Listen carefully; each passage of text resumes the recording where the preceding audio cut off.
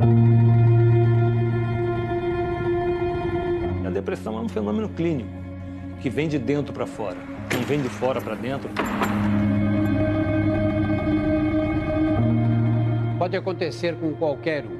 Não existe cura relâmpago e mexe com a família inteira. É assim com muitos problemas de saúde.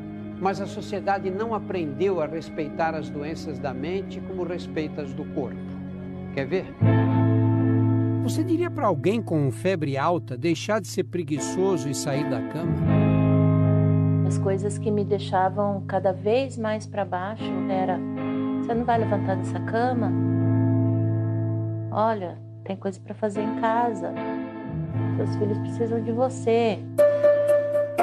Você pensaria que uma pessoa com a perna quebrada só não corre porque está faltando força de vontade?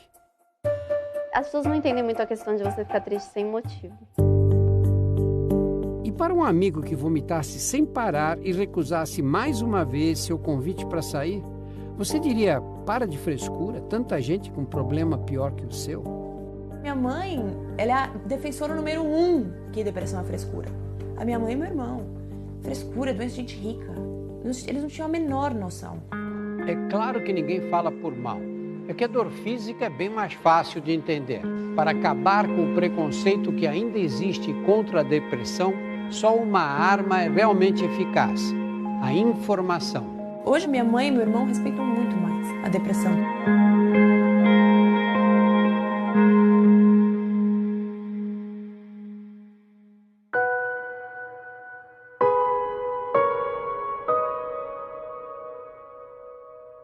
A pior coisa é quando você entra no quarto e tá olhando pro teto. O que o teto tá te dizendo? A doença tá lá, a voz tá lá falando com ela. Então, a dificuldade é essa. É você entender que não, ela não vai hoje sair do quarto. Gabriele tem 19 anos e desde os 13 convive com crises de depressão. Você simplesmente não vê mais, prazer na vida. Eu ia na aula e começava a chorar. Eu não sabia porque eu estava chorando. E acho que isso é angustiante porque você não sabe o motivo. E se você não sabe o motivo, como é que você vai resolver? De cada 5 adolescentes, 1 terá depressão. A incidência é alta. Agora preste atenção. Muitos pais ficam confusos com a doença. Acham que a tristeza e o isolamento são fases passageiras, coisas da idade. Desinteresse por tudo. Tristeza profunda por mais de 2 semanas. Mudanças bruscas no apetite e no rendimento escolar. Autoestima baixa. E o afastamento do convívio com os amigos e os familiares são sinais de alerta. É preciso buscar ajuda. Uma depressão que seja muito leve, esse indivíduo não necessariamente precisa tomar antidepressivo.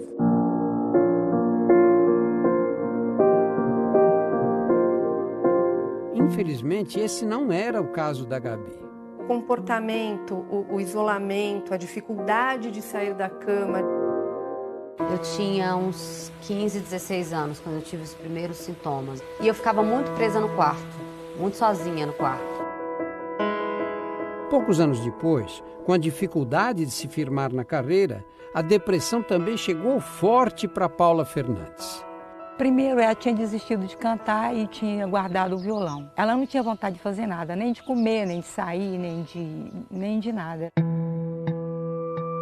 Muito duro para a mãe ver uma filha nesse estado. Agora, imagine quando é a mãe que está doente e ela tem uma bebê recém-nascida para cuidar.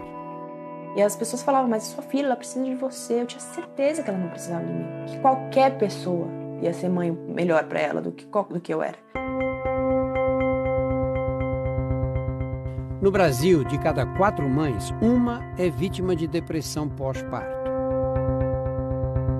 A pequena Estela já tinha 4 meses quando o Vitor percebeu a gravidade do sofrimento da esposa.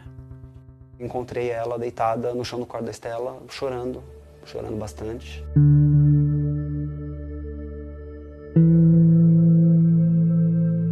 Não é só falando de tristeza, foi falando de não ter mais vontade de viver. E isso é difícil você ouvir. bom dar até uma respirada, porque não é fácil. Eu tenho que trabalhar, estou ali atendendo, mas automaticamente minha cabeça está em casa, como que está lá. Meia palmito e meia 4 berinjela. Ok, fica à vontade. Tem hora que você se perde um pouquinho, leva até a bronca do chefe de vez em quando.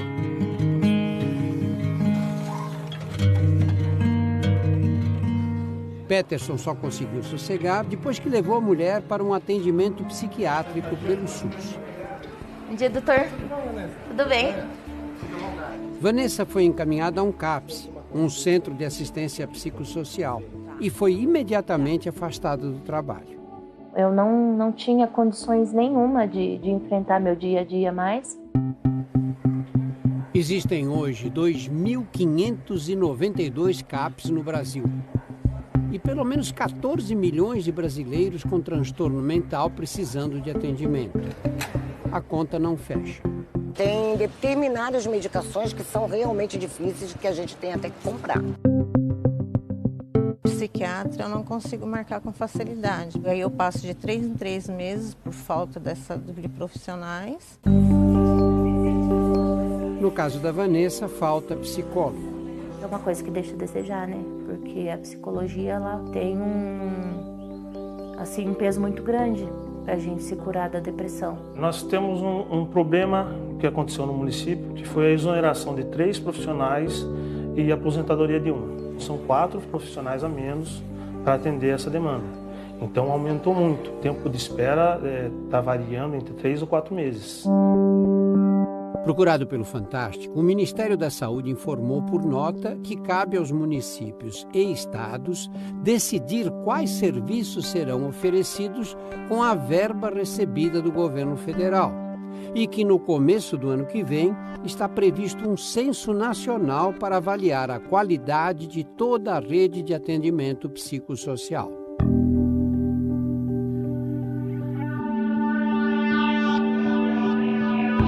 Não existe exame de sangue ou de imagem que comprove a depressão.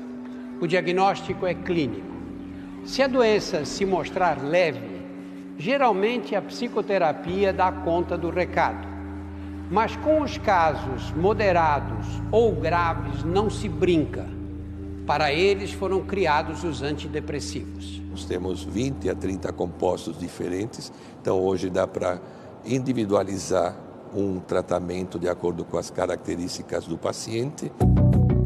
A missão da maior parte desses medicamentos é melhorar a comunicação entre os neurônios, as células do cérebro, para que volte a existir uma quantidade adequada de substâncias químicas que geram bem-estar, como a dopamina, a serotonina e a noradrenalina.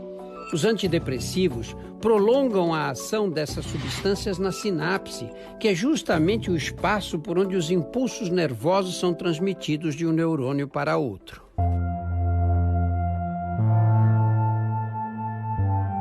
A resposta não é imediata, não é? Como é que costuma ser a ação dessas drogas? É muito importante que o paciente saiba disso. Ele pode demorar algumas semanas até se sentir melhor. Não é possível, o senhor me deu o remédio errado. E ele falava, esse é o melhor remédio do mercado. Ele vai funcionar. Eu tenho pacientes que não saíam da cama e depois foram dançar o conga. E perguntava à minha mãe o tempo de mãe, vou melhorar? Mãe, vou melhorar? Mãe, por que eu não estou sentindo isso? Os medicamentos do psiquiatra são aqueles que mais têm estigma. É muito comum que o indivíduo tenha o receio de se tornar dependente do remédio e ele diga assim, mas ô Paulo, eu vou ficar prisioneiro desse remédio? O que o remédio vai fazer é exatamente o oposto, ele vai lhe libertar de uma prisão da qual você não consegue sair sozinho.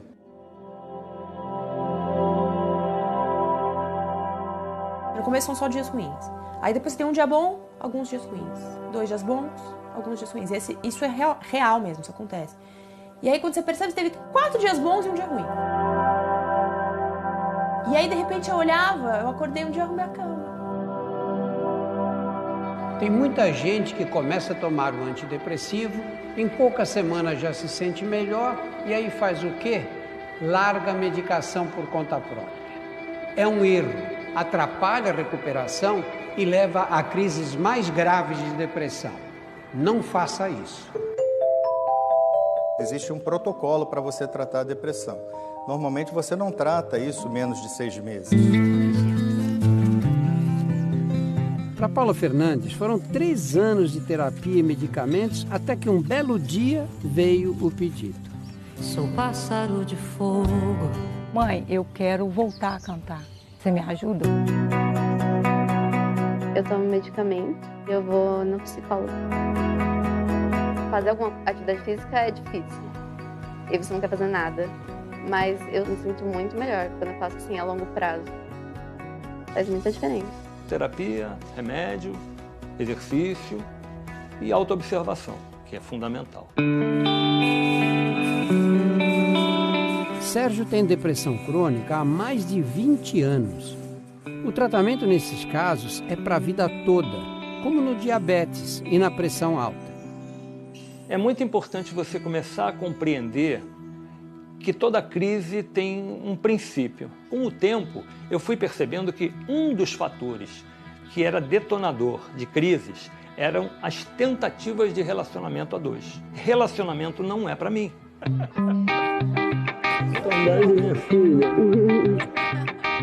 A energia que eu tenho é suficiente para eu ser o pai que eu sou, o amigo que eu sou, o profissional que eu sou. Da ex-mulher, Sérgio descobriu que podia ser um grande amigo. E ele não perde um futebol que termina em chope com o pessoal das antigas. Pelo menos ele me demonstra estar feliz assim. A Gabi teve que trocar de medicação algumas vezes até começar a se sentir bem. Hoje vai animada para a faculdade e a depressão deixou de ser um assunto problema. Mas a vida social, por enquanto, não é a praia dela. Eu gosto de ficar sozinha. Pra mim, assim, estar com muita gente é uma coisa que gasta um pouco da minha energia, assim. Meu grande medo é ela também passar a vida triste. Ela não aproveitar a vida dela. Eu acho que existe um ciclo na vida que é conhecer, aceitar e amar. E começa por você, de você se conhecer, se aceitar e se amar. Quando eu estava no meu pior momento, era como se eu não existisse mais, como se eu tivesse ficado lá para trás. E hoje eu sinto a Vanessa de volta. Isso é muito bom para mim.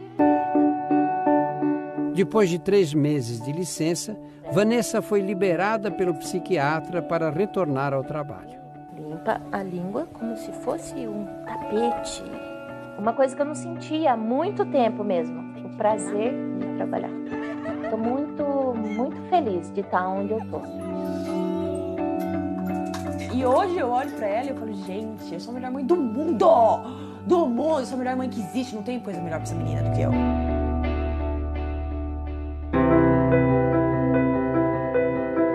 Domingo que vem vamos mostrar que depressão que não melhora pode esconder um transtorno muito mais comum do que se imagina.